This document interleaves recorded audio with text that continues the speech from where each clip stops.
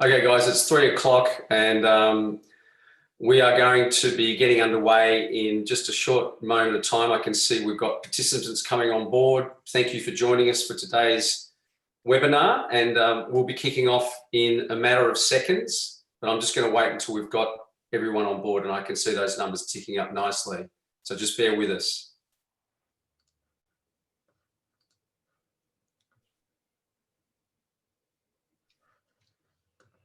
Aaron, Andy, I can see those numbers ticking up, which is good. You guys ready? We're going to be kicking off very shortly.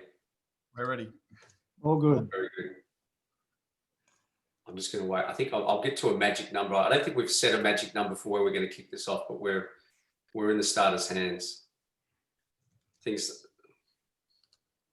are slowing down. Anyway, in respect to people's time, we are going to kick off. Hello, everyone, and welcome to today's webinar on how to deliver exceptional experiences in virtual selling, brought to you by Rain Group and also LivePreso. Now, I must admit that I'm feeling some pressure on this subject for two reasons, guys. Firstly, because I know many of you are a little weary of jumping online under the current conditions, so we'd really appreciate you doing that and joining us. The second reason I'm nervous is because this very topic is about delivering exceptional experiences, and so we're conscious about practicing what we preach. So we're hoping today is going to be interactive, it's going to be compelling, and you're going to have a great experience. So I am your host today. My name's Chris Ridd.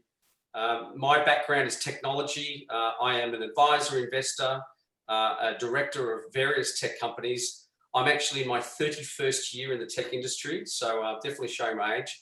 I've spent probably half of that career leading sales teams. So this is a subject that's really near and dear to my heart.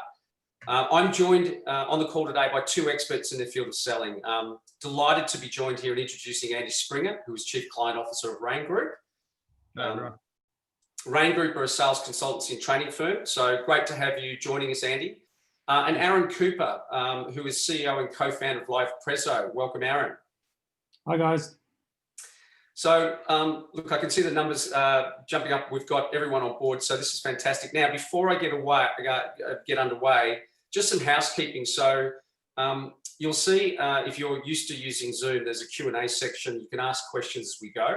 Can I ask not to use chat, use Q&A, we'll be monitoring that. We'll also have Q&A at the end, so if you happen to be wanting to take some notes, we'll have that opportunity at the end. Make sure you hang around at the end. We've got a special offer that I'm going to talk you through, which I think is going to be pretty awesome, and as a result of what we're going to cover today, something that's really relevant.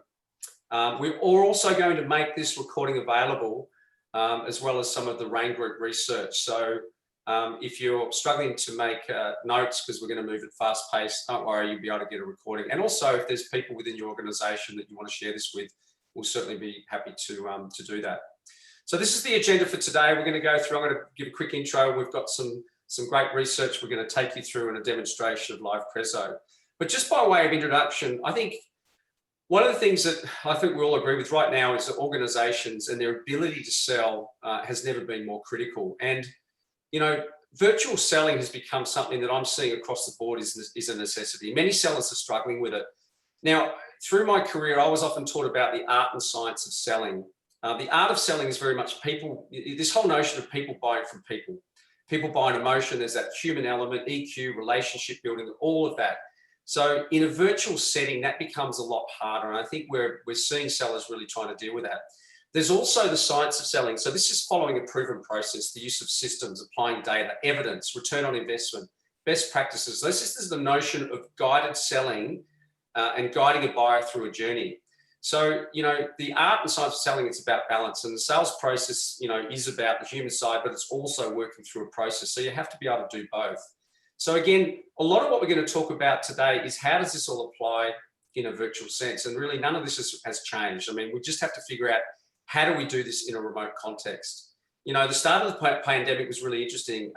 I saw a lot of selling organizations with sellers saying everything was too hard and you sort of throw everything out the window. But today, I'm seeing the companies that are doing an exceptional job with this are the ones that are really standing out, and they're being able to achieve both. And quite often the difference is how they rely on technology to do that.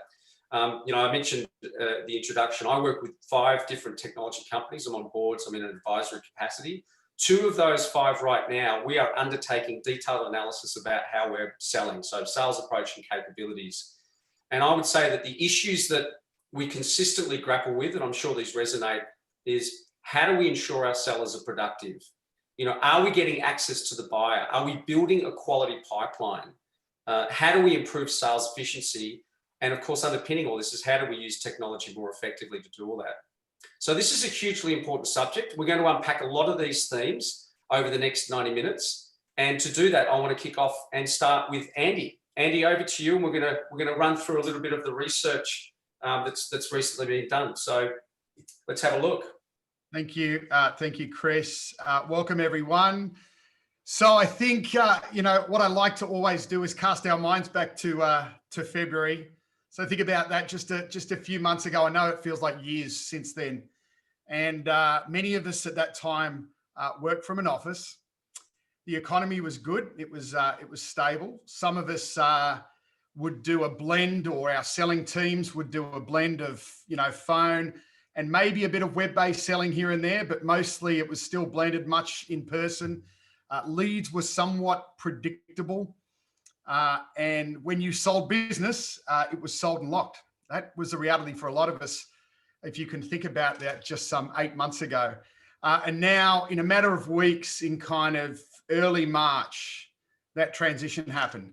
And we found ourselves in shared home and workplaces, and welcome to those who are in Victoria at the moment, who are still very much confined in that same circumstance day in, day out. And our thoughts certainly go out to you. And you've got to think, we realize this volatile and uncertain reality, which was just thrust upon us. And we had, limited visibility into customer demand. As Chris was saying, spending intentions, the way in which we sold, our whole go-to-market strategy, which some of you probably led sales kickoffs on in January and February, went out the window, literally in a matter of, in some cases, days, and with very little time to prepare. And our ability to connect has been limited to certain remote technologies, and previously sold contracts were being broken for a vast array of reasons. And that's what we were thrust into as leaders in this world. And so I guess at the Rain Group, what we needed to do was we needed to support our client base globally through that transition, and do it in a matter of speed of thought, a matter of thinking that required rapid transformation from our perspective. The challenge with our model was we don't just come up with an opinion, or we don't just think of a concept or a model and bring it to market to try and provide a solution. Everything we do is research based. So what we had to do is we had to radically mobilize a force that we didn't plan on mobilizing, and really kind of quadruple the size of our research center and get a global study undertaken in record time to be able to find out what's happening in the B2B buyer landscape in the pandemic, what's happening in the B2B seller landscape in the pandemic. And we need to find real hard data that's going to help determine what's going on, what are the challenges that buyers are facing, and what are the challenges that sellers are going to be facing in this pandemic, and then bring meaningful solutions to the table rapidly to be able to help both those sides to be able to thrive as best they could in this new reality. And so what was born from that was what we call our virtual, we've defined it as our virtual selling skills and challenges report, which you'll receive a copy of if you already haven't today. And this is where buyers and sellers are sharing what's succeeding and failing within the pandemic. We went to market and we studied some 528 B2B buyers in the mid-market and enterprise space across the Americas, EMEA, and APAC. And we really honed in on, from a buyer's perspective, what are the things in the pandemic that are now going to influence your buying decisions the most? And from a seller's perspective, as buyers, how are sellers showing up in terms of delivering and being able to meet the needs of those things that influence your buying in the pandemic now? And that is kind of the basis of that report. The findings are telling. We're going to cover a bit of the headlines very shortly, but it's really structured on, and it's a very solid read, particularly for those of you who are sales directors that lead, significant selling organizations. And it really helps you to understand that the shift was massive. Whether we like it or not, it's not something that in any way we can ignore. But the key thing is those who are thriving in this new reality from a selling perspective realized that the way in which we engage and connect virtually is very different. Why? Let me just give you a simple example. A little box on the screen that you can see me in right now is at the moment 2 dimensions of connection. The third dimension that we lost literally overnight when we stopped having face-to-face interaction with our buyers takes away a critical dimension of connection, which many sellers thrived on over a very long period of time and honed their skill on to be able to perfect what they do at crucial elements of the sales process. And you literally take one dimension away, there's a 30% change or a 33rd and a 3rd% change automatically. And then to think that we can come and turn up and just do something digitally and get the same results is actually what I would define as insanity. So what we've talked about is we've identified the problem, we've identified the challenges and the gaps inside that report, and ultimately our job is to help sellers overcome those gaps and be able to make their way through it to successfully sell in this environment. So that's kind of the headlines to that research report, Chris. All right, well, let's jump in. Let's have a look at some of the key findings and we'll have a bit of a chat with the guys about this. So take us through some of the headline. Well, it's quite interesting here to see those 4 that you've highlighted there. I might actually lead off here. Did you have something to say about that? Sorry, Andy. No, you go first. No, you jump in. Well, I thought I might bring Aaron into this. I love the first one, gaining a buyer's attention, keeping a buyer engaged virtually. I mean, Aaron, what have you found? And we're going to see some technology a little later, but can you make any comment as to why that? Because it's such a big one. Absolutely. And I think it's important to start by recognizing that the fundamentals of good selling haven't changed. You need to genuinely understand your customers' needs and you need to listen to them. And in other words, I look at it like you need to earn the right to show them your products and solutions and the right products and solutions. The difference now with remote selling is the way that you do these things well and consistently well is what needs to change because customers' expectations have changed. So we keep hearing lately from people at large companies that their best salespeople pre-COVID are by no means necessarily their best salespeople now. And Andy was just touching on that. And if you think about it, it's not really a surprise. You can't, as Andy was talking about that 3rd dimension, you can't swan around a room and own it on Zoom like you could in person. So how do you pick up on subtle cues when at best you're looking at that little video square that Andy mentioned, if not just the name with their video turned off, which is all too common. And I think we've all experienced that, right? So you're looking at that grid of video windows, some on, some off, but even the ones that are on have people not looking down the camera. Now, maybe they're paying full attention, but their monitor is set up so that they're looking off to the side, but maybe they're looking at cats on Insta. It's really hard to know. So in pre-COVID meetings in the real world, you'd scan the room and you'd see who's paying attention, who's engaged. But in virtual sessions, you need to literally engage your customers on the other end of the call. And a bit later, as Chris said, I'll show some examples of companies doing that by making the sales content itself interactive at every possible stage of the sales cycle. Yeah, that's great. I'm looking forward to that. Andy, just coming to you, relationships, building rapport, collaborating. I mean, these are some of the softer skills that in a 3-dimensional face-to-face sense are easier. Can you kind of unpack that a little bit in terms of the research? Because again, big challenge for sellers who generally like that warm and fuzzy sort of physical, face-to-face, but that's gone. So what can you tell us about that? In my role, it is my job inside our global company to keep the customer at the center of everything we do. No matter how hard that may be, is to fight and be the advocate for the customer in the equation.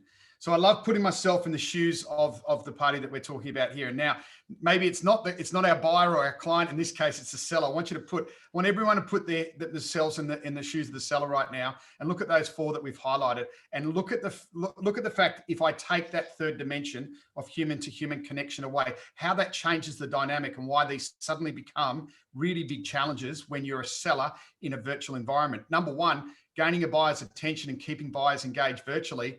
As Aaron said, I had that dimension. I could see three-dimensionally throughout a room what was going on, who was engaged, what was happening. I could move to the whiteboard, I could shift, I could change up my presentation, I could put down what I'm doing and engage someone. I've really lost that feel. The minute you press presentation on a Zoom, look what disappears. You get very limited view in terms of the video. So maybe and the same is on Teams and the same is on most presentation platforms. You lose even more connection at that point. So gaining a buyer's attention and actually knowing what you're doing and how to do it is actually radically different in virtual selling. Fundamentals of selling are the same, but the skills in which we engage virtually are different. Engaging and developing relationships. You know what happens we see that there is a 72% reduction in rapport building at the beginning of a virtual event versus a face-to-face. Why? It's less organic. You've got much more opportunity in face-to-face to be organic. Virtually, that's really difficult. Collaborating. There is no immediate whiteboard that you can run up. You can't just whip out a piece of paper or get an A3 or get some butcher's paper or a flip chart and just start collaborating with your buyers. It has to be purposeful. And if we're not prepared, we don't know how to use technologies in order to drive collaboration and interact, we're going to show up looking like a Muppet. And we cannot have our sellers, particularly in the complex sale, turning up looking like Muppets at any point during the sales process. And last but not least, leading the virtual needs discovery. Do you know what one of the most common things that sellers, that buyers valued, that sellers didn't often realize or paid little value to, was in needs discovery, you had that visual reference of when a seller is asking questions and really good questions to uncover need, they're writing them down and they're capturing them. That with the third dimension removed in that meeting, you don't actually know what a seller is doing when they're doing a needs discovery with you virtually. It's actually really weird for a buyer to go through that experience virtually because they're like, I'm being asked these questions. And then there's often these silences when someone's capturing notes. It's difficult. We don't think about it, but it also creates a real challenge for sellers because they start to disconnect very quickly and early in their selling conversations with buyers. Yeah, it's really good. I mean, the needs analysis, we won't go into a lot of detail. Although I love this theme of guided selling, and whether it's virtual, whether it's in a face-to-face context, I don't think that is done well across the board. And we're gonna have a little bit of a look at that in terms of how technology can play a role there. So we'll come back to that. Let's go to the next slide because we're going to have a look at buyer impressions. This is another interesting one. Just you can see there, like return on investment's a bit of a shocker. I mean, and look at listening to me. I mean, this is there's some real challenges there. So Andy, what's going on there? I mean, what are people putting the customer on mute and just talking to them, or what's happening? Has anyone fallen off their chair reading number one? Because I certainly did. I got the draft research through in the late part of June from the research lead, and I said there's got to be something wrong with that data, and they said no, that is absolutely true. The number one most influential factor right at this moment in the pandemic for buyers in major purchases is what will influence my decision making and have the greatest impact on us is leading a thorough discovery of my concerns, wants, and needs. 71% have said that, and then the biggest challenge is how sellers showed up in that, and I think we're going to cover that in a minute, so I won't spoil the surprise. But I think that was one of the great shocks. Think about it, needs discovery. If you think about spin selling and those sorts of needs discovery sort of models have been around since the 1970s. 50 years they've been in the market. They're a ticket to the dance for any professional seller. Yet what we're seeing is that often people wanting to talk in terms of features and benefits is making a strong return, particularly in a pandemic. And we've seen many years in both a lot of the Western markets around the world.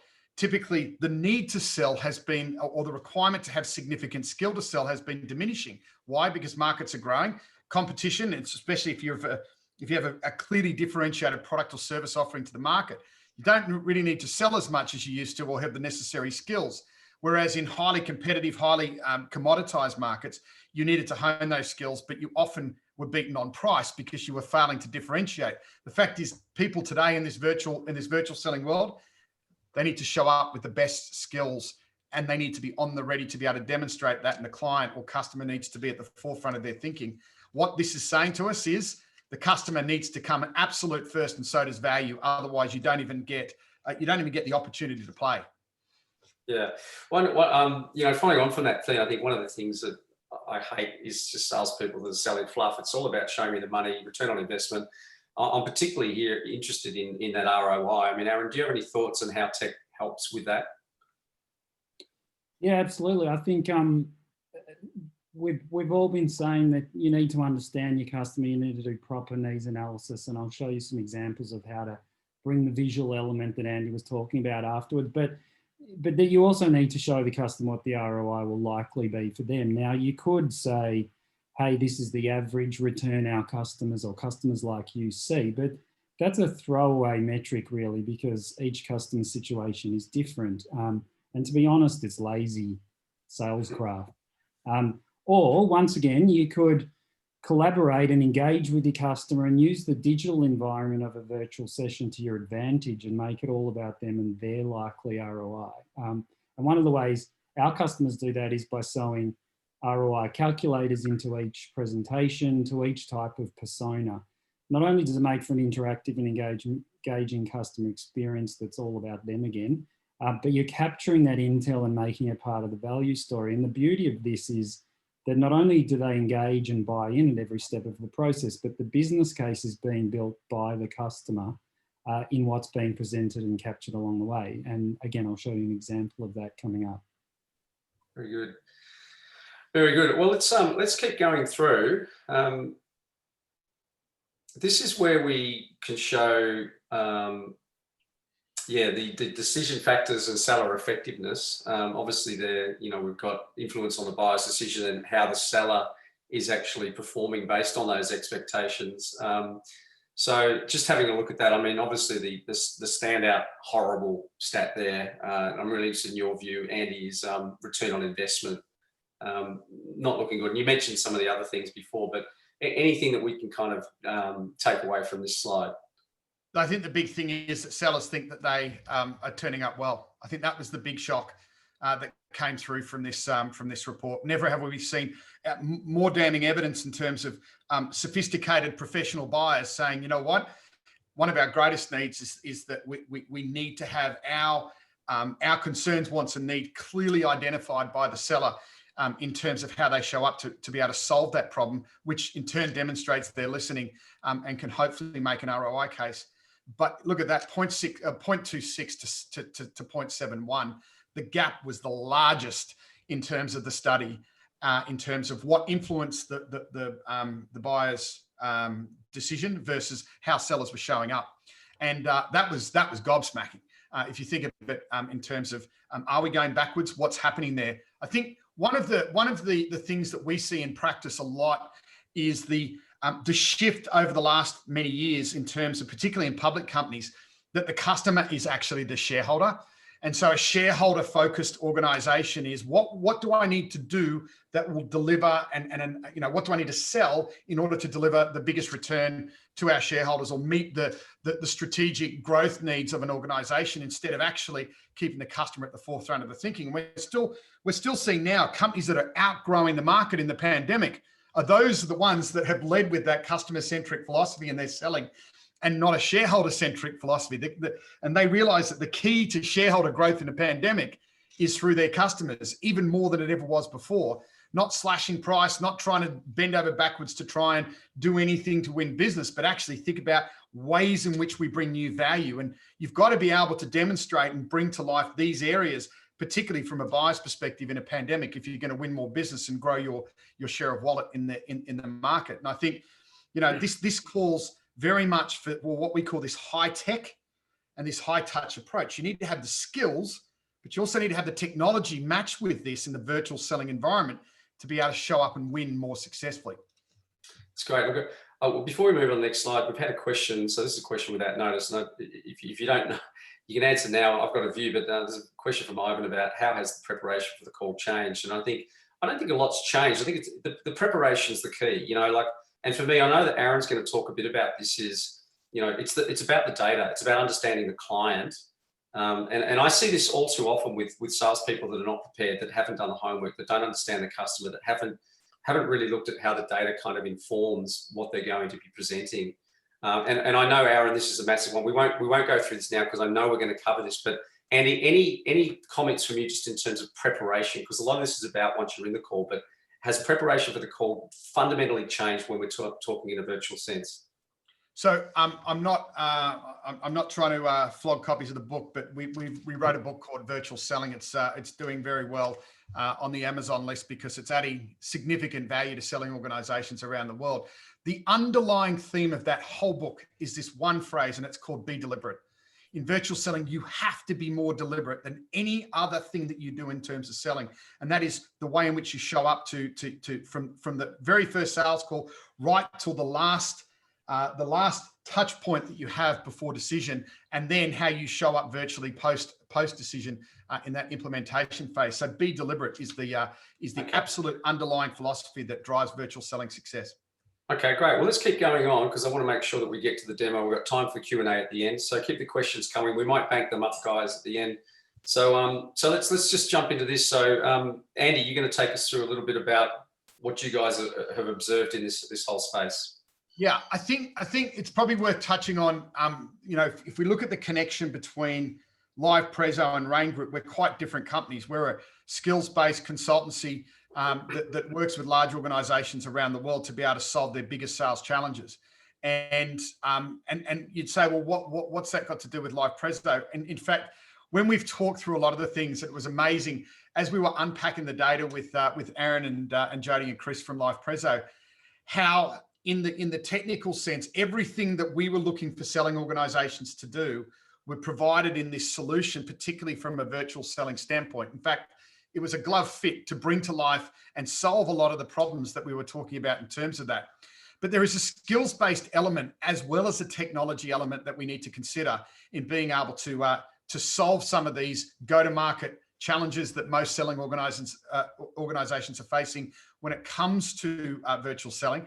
And so what we did was we created a program to be able to do that literally takes the research, it uses the research as the foundation and unpacks the greatest challenges and provides solutions to fill the gap, to realize the objectives of best practice in each of those areas that may not be demonstrated so well, and also to be able to make sure that we solve real problems for sellers in terms of how they show up, to the point now where in some industries we're under embargo by some of our clients because they see this process, this virtual selling process and methodology as a competitive advantage. So let me just walk you through it in terms of what it is. 4 easy steps. I'm not going to labor on them. We've got plenty of content that you can get access to post this session, because I'm keen to see you guys to see how what we've talked about so far and the challenges we've faced are actually solved with a technology solution with LivePreso. So we've got 4 stages. First is connect, and that is where we talk about that preparedness and that deliberateness to be able to show up, develop rapport, orchestrate your conversations. Unfortunately, in virtual, conversations with new buyers in particular don't just happen organically anymore. You've got to orchestrate those conversations as well as plan to bring new value at every touch point with your existing accounts through that connection phase, and also project professionalism. It's amazing the amount of sellers across the world right now that when we jump onto a Zoom and we do an initial analysis, we can't hear them. We might have trouble seeing them. Or in some cases, the video connection is fuzzy. Now, if that was to be replicated across 5, 6, 7 sales calls a week that they might be having virtually, you can only imagine the pain that buyers, either existing customers or future customers, may be facing, because we're not thinking about how we show up and connect in a technical perspective. Just very quickly on that, I've had a question from Doug about what platforms do you recommend, Zooms or Teams? I don't think, from what you're saying, it doesn't really matter. You just got to get the hygiene elements right, because they all work. It's just making sure you know how to use the technology so that you don't come across looking, to coin one of your phrases, looking like a Muppet. 100%. And you've got to think in terms of features. Each of the platforms have different features that they excel in. And so you've got to think about the features that you require in order to be able to turn up and sell virtually. And so if you're going to collaborate a lot, you've got to look at the one that offers the greatest level of collaboration, but you'll also see an evening of the playing field. You look at WebEx's latest, WebEx has taken massive leaps forward in the last few weeks. Zoom's obviously a solid and worthy competitor. Microsoft is chasing rapidly. They've just announced breakouts on their platform. So yeah, I agree with you, Chris. I'm not here to favour one, but they all have their... Well, let's keep going. Let's keep going. So we've got Connect. What's next on the model? Okay. We have Engage, which is all about capturing and capturing attention, maximizing engagement, how to do that and design your presentations and engagements to do that. The third one is Collaborate. So that's where sellers who don't necessarily have the technology skills to be able to collaborate digitally or virtually, we show them how to build that skill set over a period of time. It doesn't happen overnight. But in Collaborate, we create and master the art of digital collaboration in the virtual environment. And then last but not least, Influence. So, 82% of buyers research their sellers before they take or directly after they take their first meeting with them. So you've got to be able to define your digital brand and how you are showing up before your virtual engagements in the way in which you and then the way in which you amplify your reputation to build those relationships. And then, so that is then unpacked. And as you can see here, we've created a virtual learning sequence that brings together all of those aspects in a 90-minute module virtual learning environment, which is live. That's then mixed with application coaching and application assignments to ensure that all of those skills over a period of time are not only developed, but they're embedded in the selling process as well to bring it to life. But as I said, I think the key thing to focus on here, and the link into what Aaron's about to share with us, is you don't just need the high touch skills that you bring to life in your virtual selling. You need to have high tech as well. And I think what you're going to see is that deliberateness, and that's what we really like when we took the research and the content and what we presented in the book, and then we saw what LivePreso are doing, that partnership seemed incredibly natural in terms of how you're doing that. So as I said, over to you, Aaron, and let's see how that links.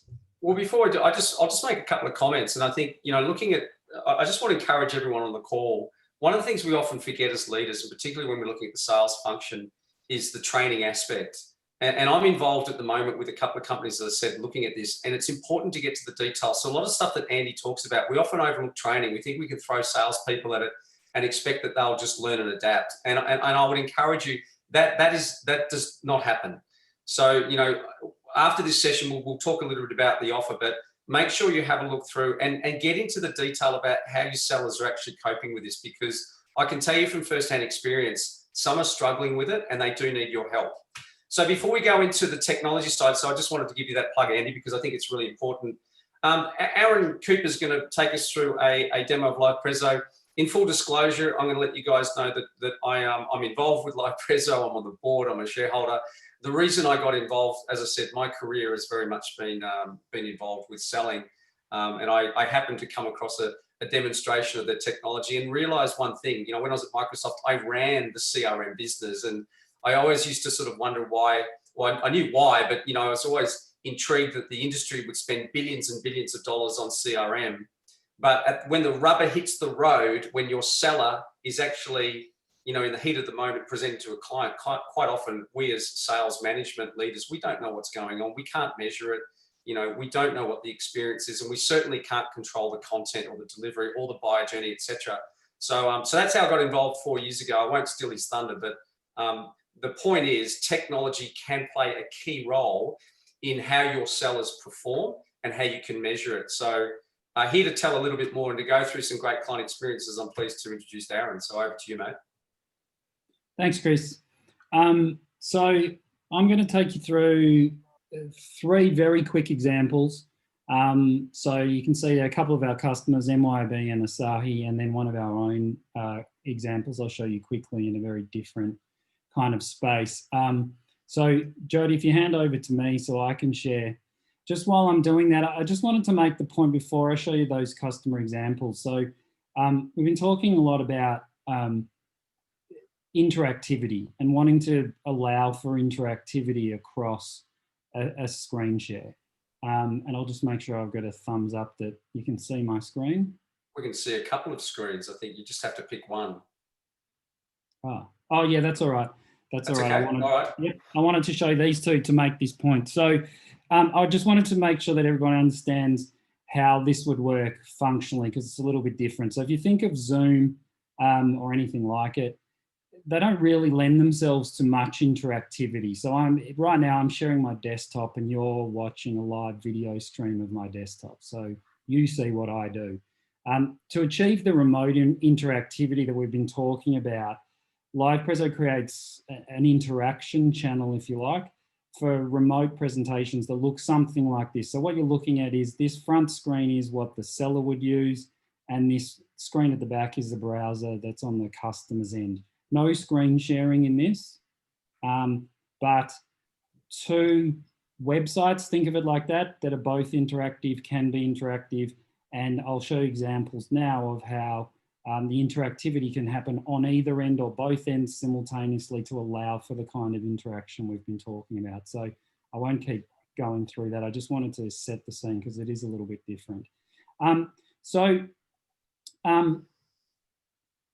We talked about ROI before.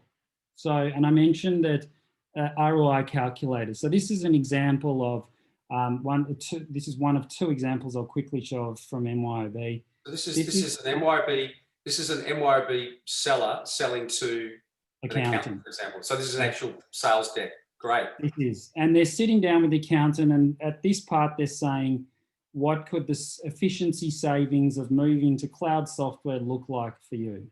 And again, as I said earlier, we could just talk general numbers, or we could get really specific and make it interactive, engaging, and most importantly, all about the customer. So these key activities that you probably undertake all the time as an accountant roughly take you this long, could take this long, saving you that much. But let's get really specific.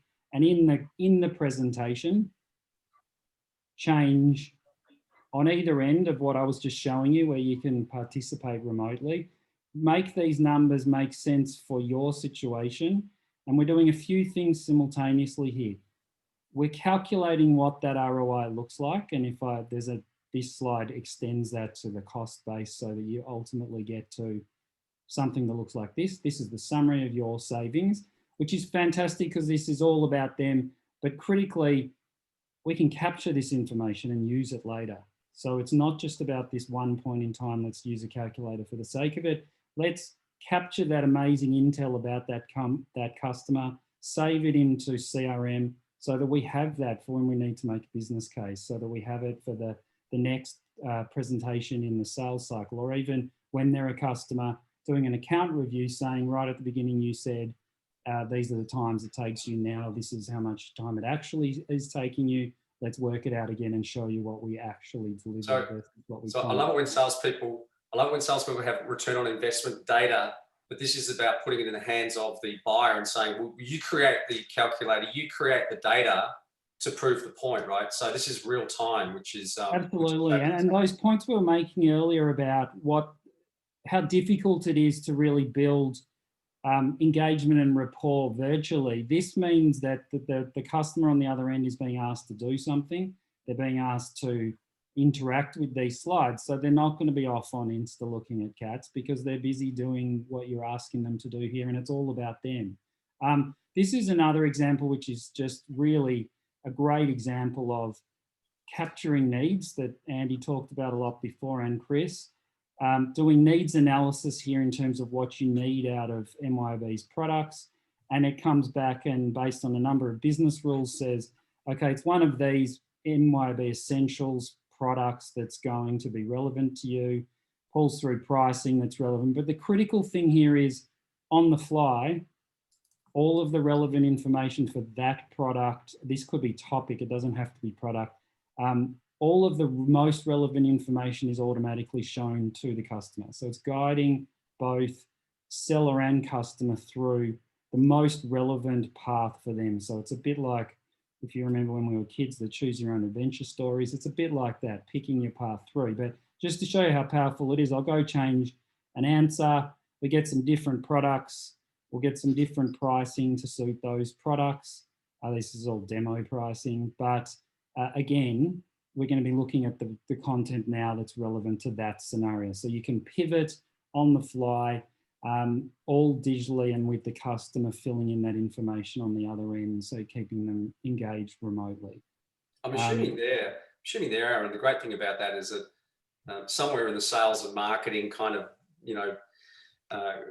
backhauls of the organization, they figured out what is the best way to sell this. And so let's model that, put it into a guided selling template, if you like, with beautiful design, and then arm the salespeople. Absolutely, and it's you mentioned training before. Like, the training comes with this, the ability to be able to pivot like that is important. And that another thing that's super important in this is, because it's all digital, one of the advantages of being forced in a lot of cases to go digital is that we can track everything that happens and learn from it. So the business can learn. So it's not just, let's do some training and assume that's going to work forever. Things like COVID happen and you need to learn what the new normal looks like. And digital allows you to track everything to the nth degree. So the system's currently tracking how long we're spending on this slide. And it does that across the board, both what the seller's doing with the customers and what the customers do by themselves when you share them something, so you can learn what works, what needs to change, how to evolve your story and your training. Try that with PowerPoint. Yeah. So I'm not here to bag PowerPoint. I used to work for Microsoft, so I love Microsoft, but it's just a different product. All right, let's have a look at Asahi. So very different. Close to my heart. Yes. Different use case altogether. So this is more, as it suggests, a quarterly review. Still important. You've got to be able to, you still got to be able to engage your customers remotely when doing a review like this. You need to, there's obviously upsell and cross-sell opportunities as a result of reporting back to your customers. So it's really just another sales use case.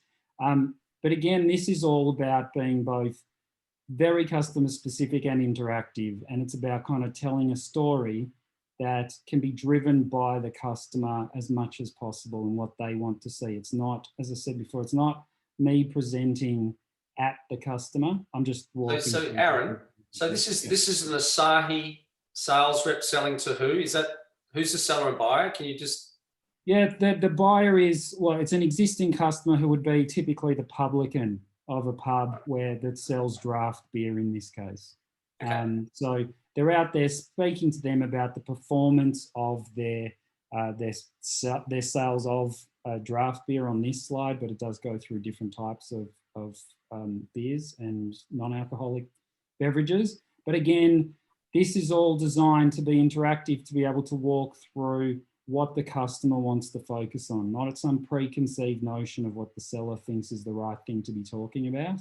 I've used that filter to focus on one particular brand. I've also got here an example of a publican who owns 3 venues, and we can say, well, this one's having some issues, or maybe he's doing well. So let's focus on that. So again, it's about getting as deep into the detail as the customer wants to underpin a situation that I'll skip right to the pointy bit at the end. All of that performance information leads to what are we going to do about it? So let's say there's a gap between where they'd like to be and where they are. This now is, again, very interactive. The typical way to drive sales of a particular beer on tap in a pub, not so much in Victoria at the moment, but everywhere else, is activations, campaigns, deals. So this is an interactive way to walk through what all of those could look like and bring together a calendar of events that lets you actually say, well, let's run that promotion in November, for example. So we walk out with actions. Again, we're doing this on 2 sides of a remote call. The customer's getting very involved and we're leaving with something very specific, and we're not just, it's not a presentation. I've said this a couple of times, but it's really important. It's not me presenting at my customer. It's us having a conversation. So this is not necessarily the ordering product, but obviously Asahi know that selling activations or getting commitment to activations sells more beer. So they're actually subtly, they're getting that commitment through activations and booking those in. Is that right? Absolutely. Really Look, interesting. last thing I'll do in 1 minute, because I want to make sure we leave enough time. It's a very different use case. This is a product of ours for financial advisors presenting to their clients. So it's more of a B2C situation. A little bit different to what we've been talking about, but what I wanted to just point out for any of you in the audience who are in industries where there's a heavy compliance angle, what you're looking at is a digital statement of advice. And for anyone who's seen one of those, there are very few things as dry or boring as a statement of advice. There's a lot of data that comes out that needs to be there. What we've done here is got to a bit in this statement of advice, this compliant document that actually makes sure that as crazy as it sounds, that the client actually understands the advice they're being given. Everyone knows what happened in the Royal Commission. So this is a quiz in the middle of a very compliant, otherwise boring document where I'm not doing very well in this example, but the client is being asked to go through and work out to see if they understand the types of insurance that they're being asked or they're being recommended to buy. So at the end, it's going to tell me that I did very poorly. I can, in this example, I can pull through videos to actually start learning what the hell these products actually are. But most critically, as I mentioned before, all of this is tracked. So it's not just about engaging the client in this case and making sure they understand it and having a very engaging experience. It's about capturing this information and using that again if we learn that no one knows what TPD insurance is, everyone gets that question wrong, then that helps the business understand what to do about that. So I might just jump in there with a couple of thoughts on what you just presented, Aaron, because one of the big challenges that we find at the moment is sellers. And if I was a sales director or a sales manager sitting on this call right now, they would probably be nodding their heads if when I make this statement.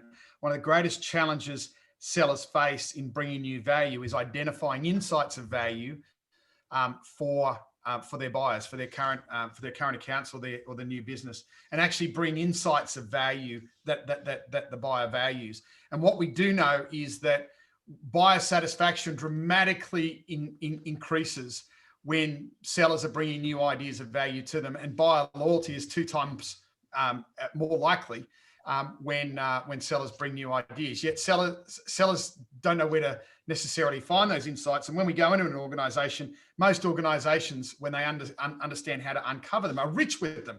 And this, I was just sitting there thinking, if you could pre-populate all of the key insights by industry and be able to segment them and even individualize them through what you were just showing, solving a really big problem for a lot of sellers.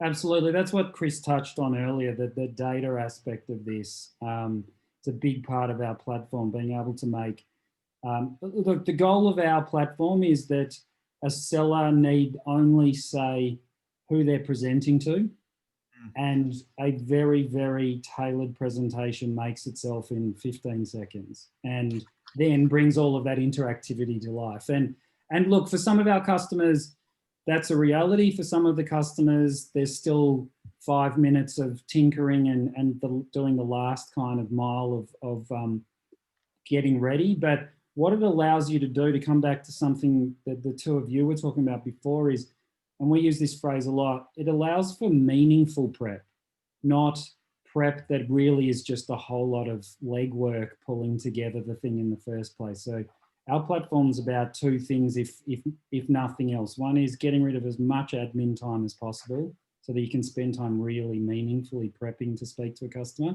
and then bringing the experience, as Chris said, where the rubber hits the road when you're with your customer, bringing that to life through any form of interactivity that can underpin a really powerful conversation. Great. Excellent. All right, well, let's jump in. So I want to have a bit of chat about a special offer that when we were planning this webinar, we really wanted to make sure that there was something tangible that those on this call could go away with. So we wanted to offer this particular workshop, which is a 90-minute facilitated workshop. It's going to be brought to you by both Rain Group and LivePreso. So you're getting all the benefit of the intellectual property and training capability that Rain Group bring, as well as the world-class technology of LivePreso. So, what's involved is basically analysis of your sales motion. What are the processes, capabilities? And then, and then we're going to go through how you can consider shifting that. And part of what's required from you is that, firstly, the one thing I would say about LivePreso is that it is typically targeted for quite large sales organizations. So 30 sellers or more is typically, and above, and a lot above that, by the way. So that's one of the requirements. We'd want to get a cross-section across the business. It's really important that sales and marketing is involved. In fact, one of the things I'd say, and I'm sure you'd agree, Aaron, is that when this goes into an organization, it tends to have the impact of bringing sales and marketing closer together, because both of them are looking at what is best practice in terms of how to present the brand and sell it. And then also a willingness to explore, engage, and be, self-critical. I can tell you that some of the organizations that I'm working with at the moment, we've had a look at the sales processes, and we know there's room for improvement. So there's 3 available. You can see there if you want to participate in that. And now's a great time if you're in lockdown over COVID. It's probably a good time to have a look at your sales enablement capability and perhaps have a rethink. So send us an email at virtualselling@livepreso.com, and we'd be only too pleased to run that. So Chris, there's actually we've just posted a link to a form to register for that in the chat for anyone who's interested. Oh, in the chat? Yep. I'm just having a look at that now. Okay, good on you. So you can see that in the chat.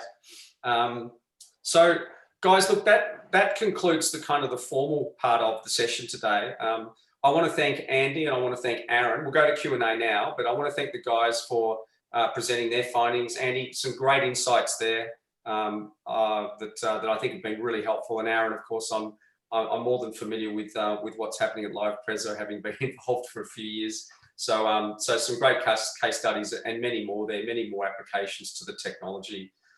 So with that, I'll conclude that formal part. We're going to open up for Q&A. If you'd like to hang around, we've still got a lot on the call, and I'm going to start walking through a couple of questions that have come through on chat.